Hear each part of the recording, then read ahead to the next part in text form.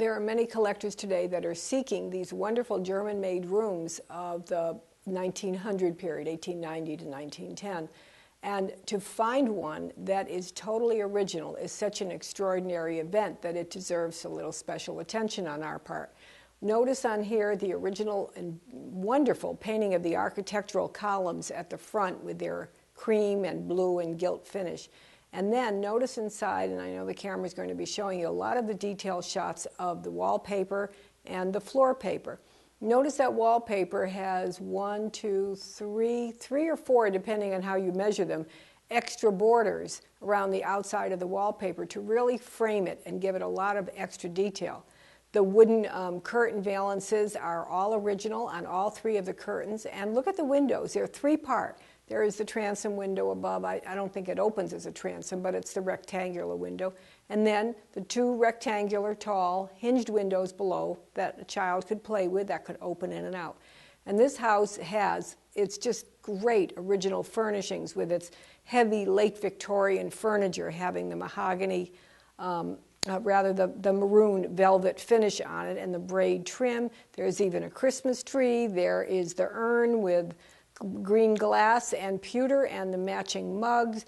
Lots of great accessories and clocks under domes, and in the bedroom this wonderful swinging cradle. Look at all the great little details like the original key holder box, a bell next to the bed so you could call for your coffee to be brought into you in the morning. Wouldn't that be wonderful? And all of these wonderful extra details, and then all of the people who live in the house, including the gentleman with his bisque molded top hat. A great house to find. Another great part of our November 10th auction is this wonderful collection of Lenci dolls from the Alice Avery collection of Los Angeles. Mrs. Avery started collecting Lencis back in the, 1940s or 50s, because she was looking for something to occupy her time when her children left home and she was left with an empty nest. And she went shopping in Bullock's in Los Angeles one day and came across an exhibition of Lenci dolls. She was entranced, and she began her collection of them, first starting with newer ones and then very quickly advancing back into examples from the 1920s and 1930s.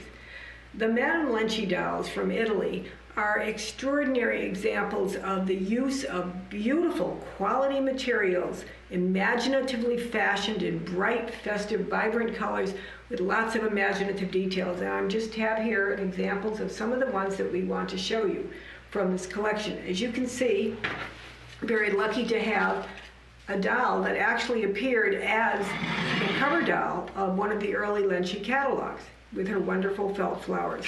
Okay. The Lenci dolls were made by Madame Lenci starting in the 1920s, and it's a really curious study of dolls. This is one of the things I like to talk about, and I like to think about. This is true with very, very many types of dolls. For example, first written by Mr. and Mrs. Mathis many years ago in their research on wooden dolls, how they talked about the arc of development of the wooden doll.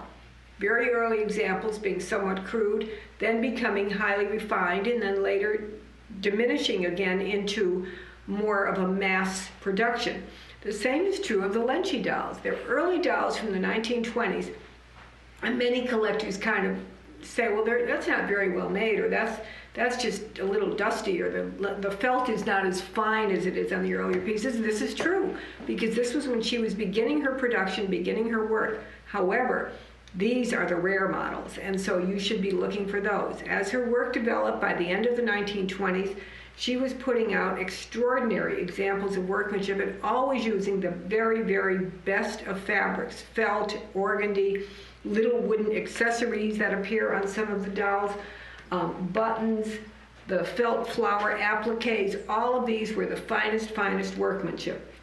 The Madame Lenci work evolved from being these very elegant salon ladies to being very exotic creatures, exotic cultures, such as this gorgeous doll with her beautiful felt kimono and in so many colors. I think if you wanted to count the colors of the felt and the embroidery on this doll, you could come up to more than 20 different colors, but all imaginatively put together and just wonderfully done. For many of the collectors, their very favorites are the children, the little girls, the little boys in their wonderful felt and organdy costumes, and Alice Avery has a great collection of them, ranging from those dressed in the wonderful little felt cloche and coats style of the late 1920s, early 1930s, to some in pretty little organdy little girl dresses. And you can see how the same themes occur over and over again and create just absolutely wonderful dolls. Some of my favorites of the Lenci firm were their little miniatures or mascots or fetish dolls.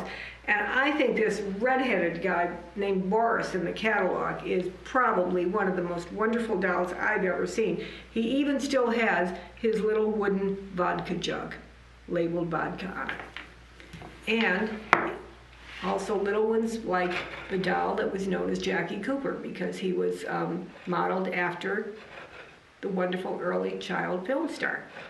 And a little fellow in his golfing uniform and a little guy playing with his hobby horse. I think these little dolls are quite absolutely imaginative. There are over 50 Lenci dolls in their catalog, and I think it's a rare, rare treasure for people to come and be able to see a group of dolls like this in one group. It brings me to my lesson about collecting. I want to tell you all, maybe you don't have the money to be collecting now. Maybe you think you have an interest, but you don't know where to begin. You need exposure. You need to go to every show you can find, every collector who's willing to share and invite you to their home to look at their dolls. And you need to come to auctions, to the exhibition, so you can see what's special, what makes something different, and then you gradually train your eye, and at that day when your boat comes in, you are ready to go. You'll know what are the best things to buy. So we can learn a lot about the world of childhood, or just the world in general, of the history in general, by looking at children's playthings. And I wanted to conclude my talk today with three wonderful little pieces. This is an early dollhouse doll, made in Germany for the dollhouse house store, made in Germany for the French market. And we know it was for the French market because it has the blue sign right on the front that says volaille, chickens. And you can see from all of the produce hanging, the products that are hanging, geese, ducks, chickens, that this was a French chicken market for homemakers. And one is coming to shop and the housekeeper is there. What was really interesting to me about this, I loved it, was very traditional in the late 19th, early 20th century for the shopkeeper to live above their shop. Now, I want to tell you, I'd be happy to live above the milliner shop, and I could have very happily lived above the bakery, but honestly, I would not want to have lived above the chicken shop. But it is a great piece of history, and it's beautifully preserved and very, very rare to find. We have, well, so people realize that we try to cover all parts of childhood play and doll-related items. I wanted to show you this wonderful collection. I've never seen anything like it, of early toys for Native American dolls set in this frame. There's a whole variety of about 10 of them, and they were all authenticated by the Smithsonian. They're all been identified as to what they are and the tribes they are from, and you'll want to be looking at our online catalog and you'll see all of that, but they're very, very special little items. And finally, to conclude appropriately, because it is the catalog called Apples, we do have the rare Applehead doll. Yes, she is. It's a dried apple, and it's wonderfully artfully done, and I hope the camera can come in really tight on her face so you can see how the way the apple was formed when it dried. Please don't laugh when I say this, because it really is a form of artwork. Little black bead eyes, little painted details, wonderful human hair, and then, to make it the best, she has her original costume with her various layers, and she has her original cradle board, buckskin covered cradle board, with a tiny, tiny Applehead baby in the cradle board. A great piece of American art, and appropriately in an auction catalog entitled Apples.